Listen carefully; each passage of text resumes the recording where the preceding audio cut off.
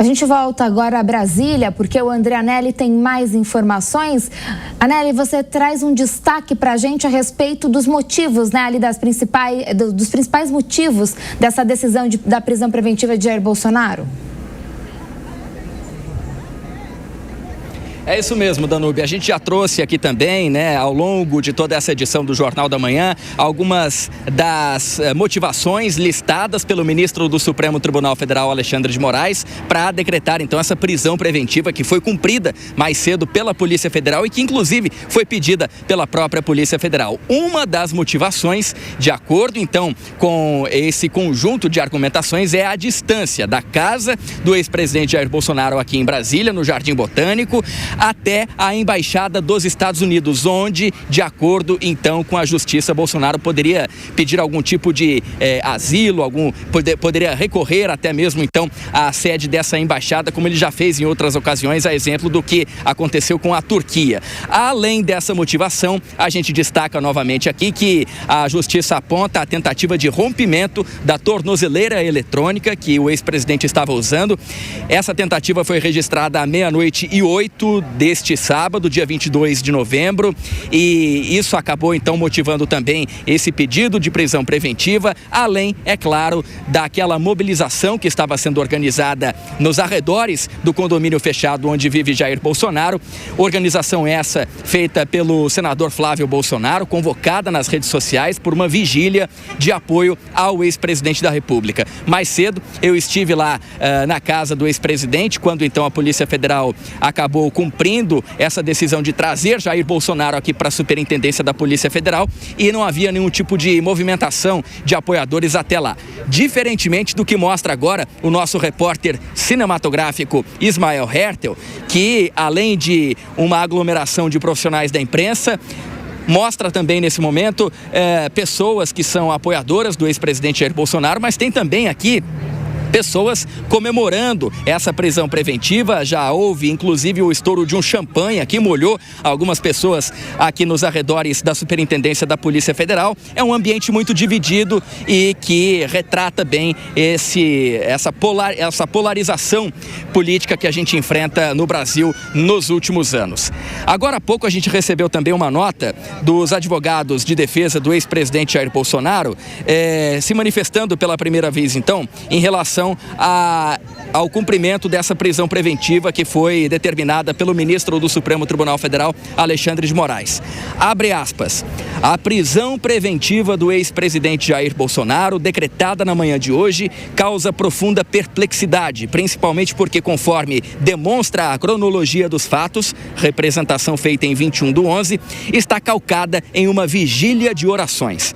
A Constituição de 1988, com acerto, garante o direito de reunião a todos, em especial para garantir a liberdade religiosa. Apesar de afirmar a existência de gravíssimos indícios de eventual fuga, o fato é que o ex-presidente foi preso em sua casa com tornozeleira eletrônica e sendo vigiado pelas autoridades policiais. É assim, então, que encerra a nota da defesa do ex-presidente Jair Bolsonaro.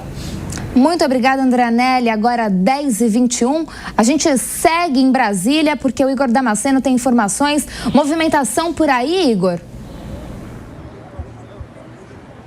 Pois é, pessoal, a situação aqui começa a ficar ainda mais tensa porque vem chegando manifestantes pró e contra Bolsonaro aqui na porta da Superintendência da Polícia Federal e houve um princípio de confusão aqui entre eleitores de Jair Bolsonaro e eleitores de Lula.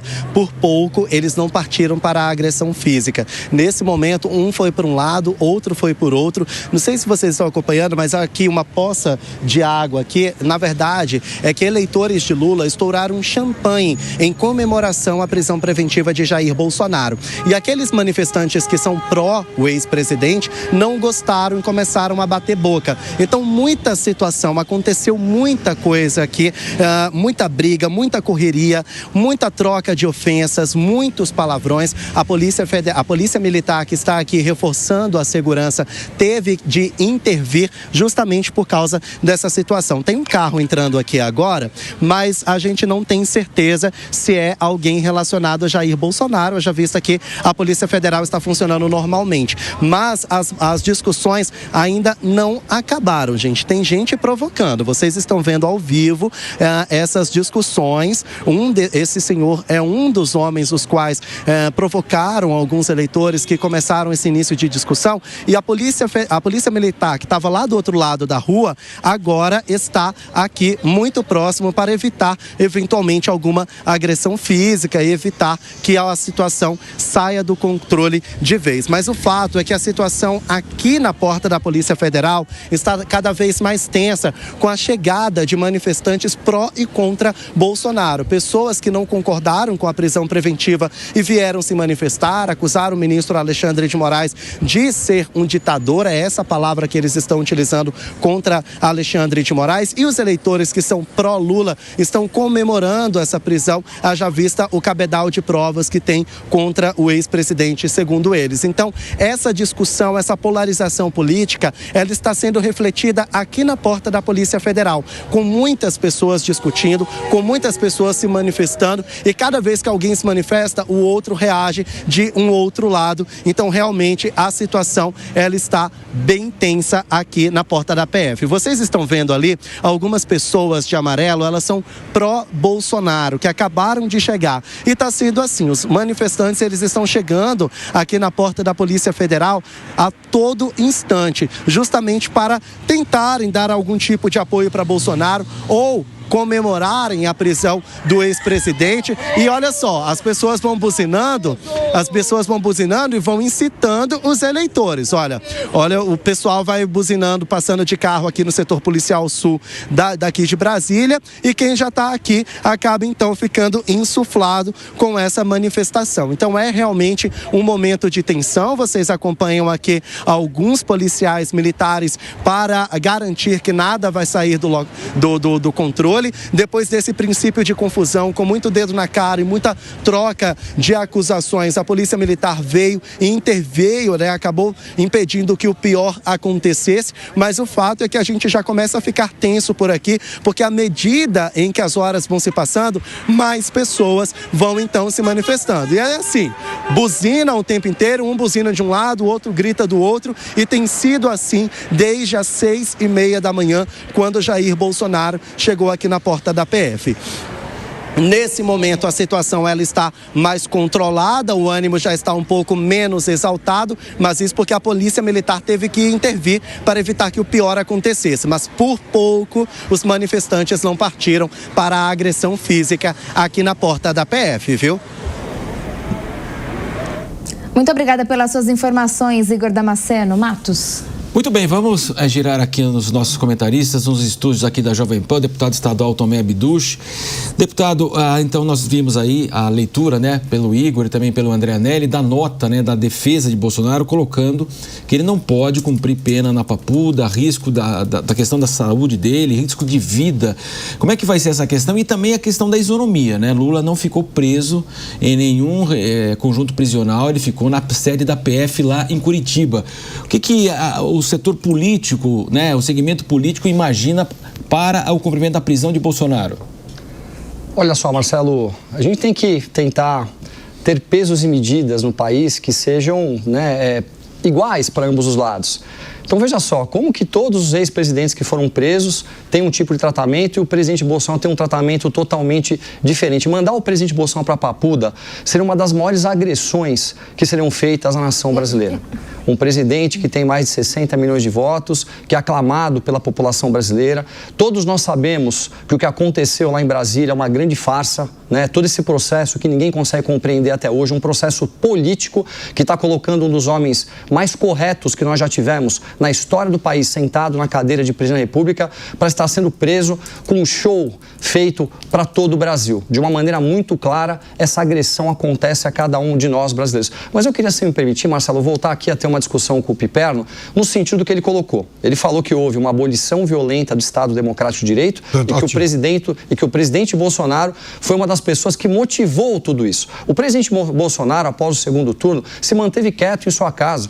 não deu entrevistas. Muito pelo contrário, a única entrevista que ele deu foi a seguinte: nós não podemos deixar de permitir o direito de ir e vir das pessoas. Ele fez a indicação, a pedido do novo presidente Luiz Inácio Lula da Silva, dos responsáveis das Forças Armadas, numa transição que aconteceu de maneira totalmente funcional, junto com o Ciro Nogueira de um lado e com o Alckmin do outro. Então eu preciso que vocês expliquem, né, para o Brasil todo, porque se criam essas narrativas, essas barbaridades de algo que não aconteceu. E ao mesmo tempo, nós tivemos um ex-presidente condenado em 3 instâncias, com tudo que nós vimos na Operação Lava Jato, e com uma decisão monocrática, acabou com a competência da 13ª Vara de Curitiba e tudo acabou, tudo voltou para estaca zero. Então, ou seja, qual é o país que nós queremos viver?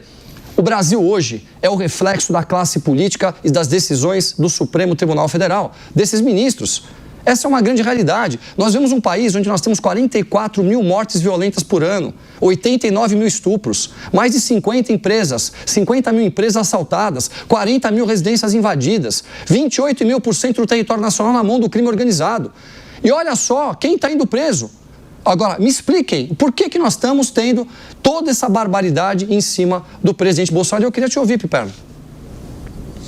Olha, eu acho que as decisões tomadas pelo STF, elas já respondem para você praticamente tudo isso aí que você questionou. Agora, para não ir muito longe, para não ficar vasculhando aí o baú do tempo e buscando atos ignominiosos que, aliás, ele cometeu, por exemplo, ele é o único presidente democraticamente eleito da história desse país, pelo menos que a minha memória consegue alcançar, que em algum momento convoca os chefes militares para consultá-los sobre uma tentativa de golpe. Isso não é verdade. Não, é uma não é verdade. Isso não é verdade. O chefe das Forças Armadas dele, o general Paulo Sérgio Nogueira, falou isso, inclusive, no dia do julgamento. Não, mas foi uma estratégia de defesa. E mais do que isso, o ministro do Exército admitiu isso, o ministro da Aeronáutica admitiu isso. Então, nós temos dos 4 chefes militares, o chefe supremo, e considerando os outros 3,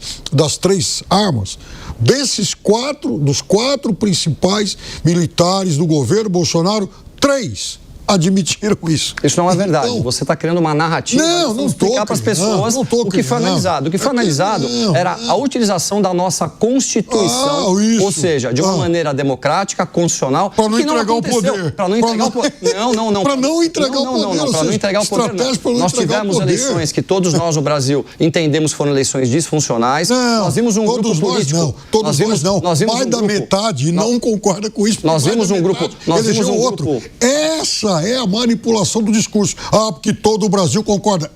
Vamos lá. Mais da metade do Brasil votou do outro lado. Ou seja, discorda disso. Vamos lá. Nós vimos um grupo político, depois de tudo que aconteceu no Brasil, quando nós vimos aquele propinoduto jogando sujeira para fora e também dinheiro, a qual nós pegamos um gerente da Petrobras com 200 milhões de dólares na sua conta, ex-ministros com $1 bilhão, mais de 20 bilhões devolvidos para os cofres públicos. Tudo que nós vimos na Operação Lava Jato, então quer dizer que não existiu, Piperno. Aquilo lá acabou porque a competência da Vara de Curitiba não era o local correto para essas decisões serem tomadas. Tudo que nós vimos no TRF4, que aconteceu, também não vale de nada. Todas as decisões do STJ, todas as decisões do STF, a hora que a gente vê o mesmo grupo voltar para a cena do crime, ou seja, as mesmas pessoas que cometeram todos os crimes lá atrás, voltando para os mesmos lugares, você acha que o Brasil tem que fazer o quê? Ficar quieto e ninguém olhar? Vocês só conseguem olhar o que vocês querem, Piperno. Vocês não entendem o que está acontecendo com o Brasil. Infelizmente, o nosso país está perdendo o Estado democrático de direito, é muito claro para todos nós brasileiros. E a prisão do presidente Bolsonaro é uma tragédia. É a demonstração do momento atual que nós vivemos. O único presidente correto que nós tivemos, que não teve um crime de corrupção, que não teve os seus ministros acusados de nada, que conseguiu fazer uma administração extremamente competente e séria para o Brasil, está sendo preso. E vocês acham isso normal e estão dizendo ainda em mandá-lo para Papuda, junto com criminosos de alta periculosidade. Que absurdo é esse? Causando todo um show que o Brasil todo está vendo. Então, ou seja, o Brasil está indo para um caminho, ou a gente se levanta como cidadãos de bem, de maneira democrática, para poder defender a sua nação, ou não sei onde isso aqui vai parar.